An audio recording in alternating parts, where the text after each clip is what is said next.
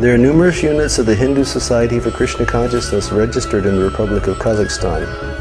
In 1999, members of the society purchased a plot of land in the Karsai district of the Almaty province. When the devotees came there was only garbage, rats, and dilapidated buildings.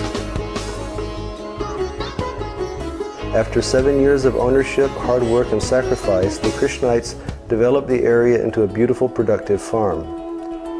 As the community grew, followers of the Krishna religion from Kazakhstan took up residence in the area. They legally acquired cottages, engaged in agriculture, and lived peaceful lives. On Sundays, the congregation gathers for prayer, worship, and discourse.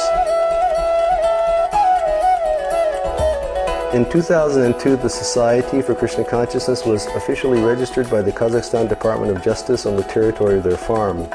Thus, the society conducted its activities in accordance to the laws of Kazakhstan.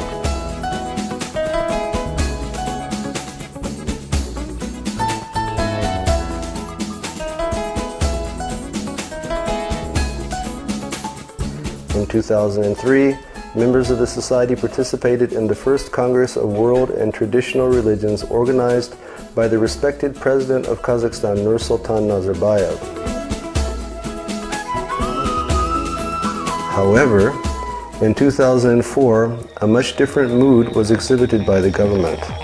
Officers began a selective process of litigation against the members of the society. On April 25, 2006, by order of the provincial court, the executors of the regional government brought police and bulldozers to demolish the homes of the faithful.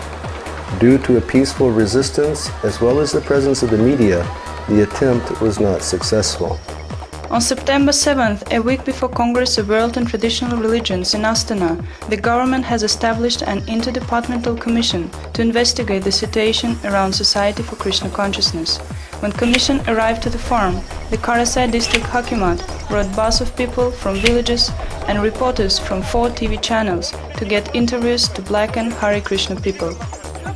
And some government officials present a negative perspective of the society in the national media. Krishnites are not accepted in India, therefore their activities in our Kazakhstani land are illegal. These sects lead Kazakhs away from Islam. The Krishnites are like wolves in sheep's clothing. But the neighbors of the Krishna community speak differently. Our summer colony was in a deserted condition. There was thievery among the neighbors. People from the other villages would also come and steal. Then Krishnites came and started to live here, and now we have order. When Hare Krishnas came, we all became neighbors. We live in peace and friendship. They're polite people. In the claims they wrote that all these houses are used not according to their functional purpose. They have bought these houses, they haven't reconstructed them. They just whitewashed them, painted them, pulled all weeds out. It is a pleasure to look at them. They do not burden or oppress us in any way.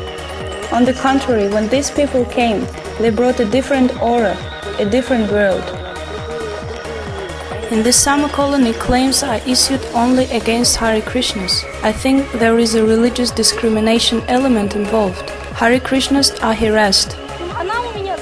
They're confiscating a summer cottage from me. My neighbor from one side is not a Hare Krishna. Neighbor on the other side is also not Hare Krishna. But I'm pulled from one court to another. I'm terrorized. You understand me? Why? Is it because I'm Hare Krishna? On the final meeting of the commission, the chairman of the commission said that no religious discrimination was found during investigation.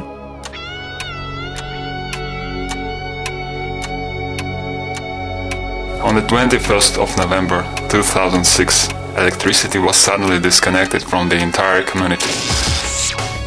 2 hours later, all the entrances to the community were blocked by police, and then bulldozers, 2 busloads of riot policemen, 1 bus with workers equipped with crowbars and sledgehammers, and an ambulance car entered the village. When the attack started, there were mostly women and children in the community. The demolition was so unexpected that the homeowners didn't even have time to collect their belongings.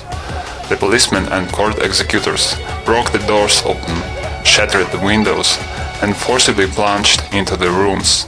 It was the first day of winter. Snow was falling. All the furnishings of the faithful were thrown to the dirt of the street. Some of the homeowners were not present, but their houses were destroyed in the same manner. Journalists, human rights officers, and even the owners of the demolished cottages were stopped by the police and couldn't enter the village.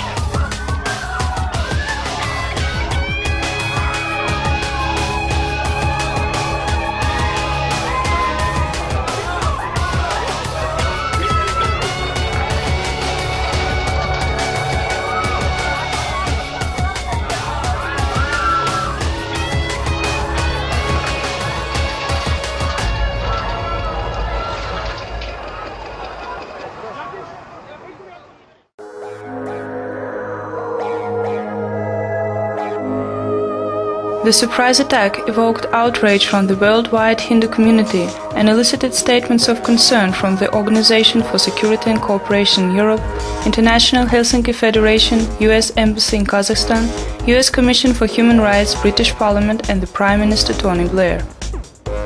The local authorities and the Commission failed to fulfill their main task to examine the situation and make a fair and compromised decision which would satisfy all the parties as far as possible, say human rights observers. Instead, they tried to intimidate the community by destroying their houses, which is the outrage upon the international standards. Last November, dozens of the community members were left roofless after the demolition of their houses. The government didn't offer any alternate housing to them. In spite of all these difficulties, not a single member of the community has left. They continue the deity worship and actively preach. All the inhabitants of the community strongly believe that the Sri Vrindavan Dham project in Kazakhstan will continue to exist and develop.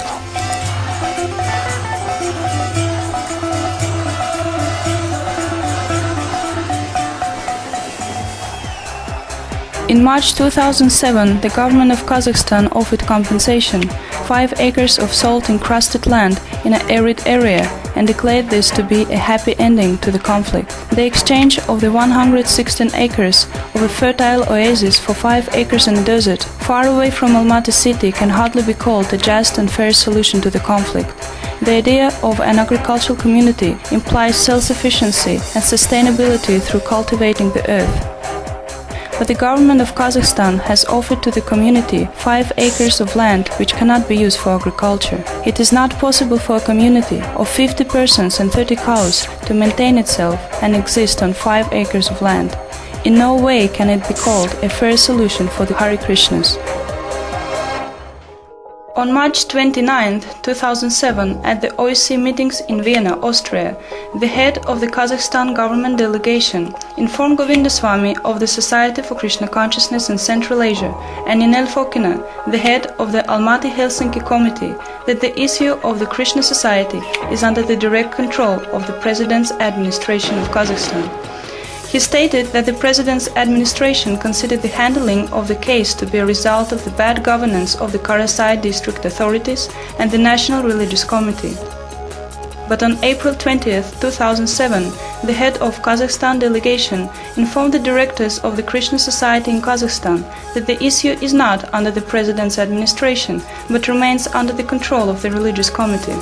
This is the committee that bussed in unrelated villages and national television to the farm of the Hare Krishnas to stage anti-Krishna demonstrations for the national media. It is the same committee which never objectively considered the appeals of the Krishna community, and it is the same committee who allowed the homes of the faithful to be destroyed. The statement of the head of Kazakhstan delegation is a complete about-face committed by the Kazakh government. According to the court decision, the land of Krishna community of 116 acres is confiscated by the government of Kazakhstan. 13 houses were demolished and 13 more houses can be demolished at any moment. What will be the outcome for the Hindu practitioners of the Krishna society in Kazakhstan? What fair solution will be offered by the government? Will the government of Kazakhstan ever realize that the horrible abuse of human rights, religious freedom and freedom of assembly has been committed?